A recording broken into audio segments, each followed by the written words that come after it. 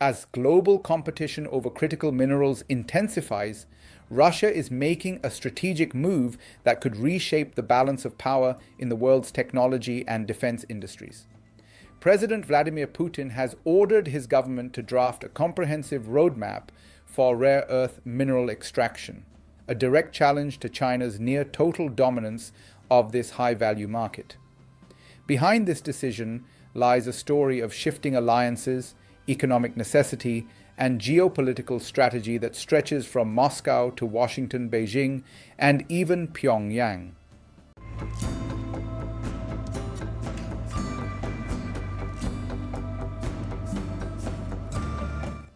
This week, the Kremlin published a new set of directives from President Putin, instructing his ministers to develop a national plan for mining and refining rare earth elements by December 1st, 2025. The order emphasizes the need for rapid exploration, infrastructure development, and logistical expansion, particularly across Russia's Far East region, which borders China and North Korea. Rare earth elements, a group of 17 metals essential for technologies such as smartphones, electric vehicles, wind turbines, and advanced weapon systems, have become one of the world's most contested resources. Nations that control their extraction and processing enjoy immense leverage over global supply chains. Putin's plan, which emerged from the Far Eastern Economic Forum in Vladivostok, is more than a mining policy. It is a geopolitical maneuver designed to ensure Russia remains relevant in a market currently valued at over $13 billion annually, according to the International Energy Agency. Rare earth elements are indispensable to modern economies. For example, neodymium and praseodymium are used in magnets that power electric vehicles and drones. Yttrium and europium are key for LED displays. And lanthanum is vital in camera lenses and hybrid vehicle batteries. Despite their name, these metals are relatively abundant but difficult and expensive to process, making supply heavily dependent on specialized refining capabilities.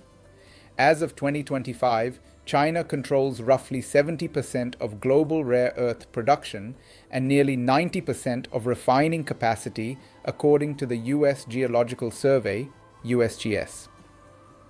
This monopoly has turned rare earths into a geopolitical weapon. Beijing's export restrictions on key minerals, including gallium and germanium, have already triggered supply shocks in Western markets, prompting urgent diversification efforts. While China dominates the supply chain, Russia's geological landscape offers untapped promise. The USGS estimates that Russia's reserves contain about 3.8 million tons of rare earth oxides. However, Russia's own Natural Resources Ministry reports a far higher figure, around 28.7 million tons across 15 rare earth metals as of early 2023. Even using the lower estimate, Russia holds one of the world's top 5 largest deposits. Yet its global production share remains below 2%, primarily because of outdated extraction technology and limited investment. Most of Russia's rare earth resources are concentrated in regions like the Kola Peninsula, Siberia, and the Far East, near its borders with China and Mongolia, regions rich in mineral diversity but hampered by logistical challenges. Putin's rare earth directive comes at a critical moment for Russia's economy. The ongoing war in Ukraine and sweeping Western sanctions have strained state finances, disrupted exports, and forced Moscow to reorient its trade strategy eastward. The Kremlin is now seeking economic resilience through resource diversification, leveraging its vast mineral wealth to attract non-Western partners. Russia's leadership sees rare earths as both an economic opportunity and a strategic counterweight against Western technological pressure. At the same time, China's dominance in the rare earth sector presents both a challenge and an opportunity.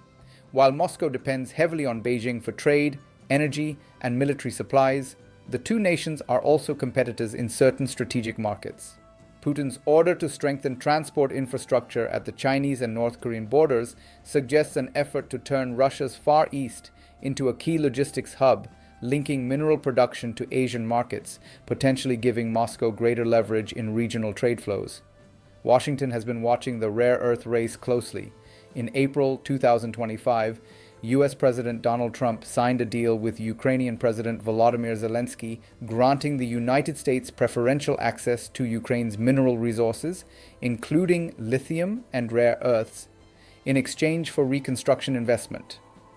This agreement underscored the growing competition among global powers to secure critical supply chains independent of China. Interestingly, Moscow has also expressed interest in joint rare earth projects with the United States. In March, Putin's investment envoy Kirill Dmitriev indicated that American companies had shown willingness to explore rare earth ventures in Russia. However, ongoing hostilities in Ukraine and Western sanctions have all but frozen these discussions. For now, the United States remains dependent on imports, with 74% of its rare earth supply still coming from China, according to the USGS. Washington's partnerships with allies like Australia, Canada, and Japan have intensified as part of an effort to build a secure, China-free rare earth network. Russia's potential entry into this space, even as a minor player, could complicate the balance. Beyond mining, Putin's directive also calls for the development of multimodal transport and logistics hubs on Russia's eastern frontiers.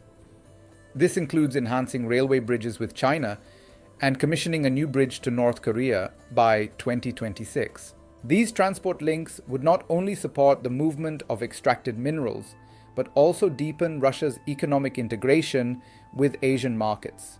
Both China and North Korea have increased trade with Russia in recent years, helping Moscow offset some of its isolation from Western economies. For example, China-Russia trade exceeded $240 billion in 2024, up 26% year over year, according to Chinese customs data. Despite its ambition, Russia faces serious obstacles. Developing rare earth mines requires enormous upfront investment, advanced refining technology, and stable export markets, all of which are constrained by sanctions and limited access to Western technology. Moreover, rare earth production is environmentally demanding. Without international cooperation or advanced filtration systems, mining operations risk severe ecological damage, a growing concern among Russia's eastern regions that rely on fishing and forestry. If Moscow succeeds in even partially developing these reserves, it could begin supplying non-Chinese markets within 5 to 7 years, according to industry analysts. But achieving full-scale production would require billions in infrastructure funding and long-term political stability, both of which remain uncertain. Vladimir Putin's order to draft a rare earth extraction roadmap marks an ambitious pivot toward economic resilience and technological independence. It signals that Russia aims to join the global race for critical minerals at a time when resource security is becoming as important as energy or military power. While the plan faces significant hurdles, from sanctions to logistics, it reveals Moscow's broader strategy to transform its Far East into a resource corridor linking Eurasia with Asia's booming tech economies, while quietly challenging Beijing's monopoly. As the world's major powers scramble to secure the metals that will define the next industrial era, Russia's move could either open a new chapter in global competition or expose just how far the country still lags behind.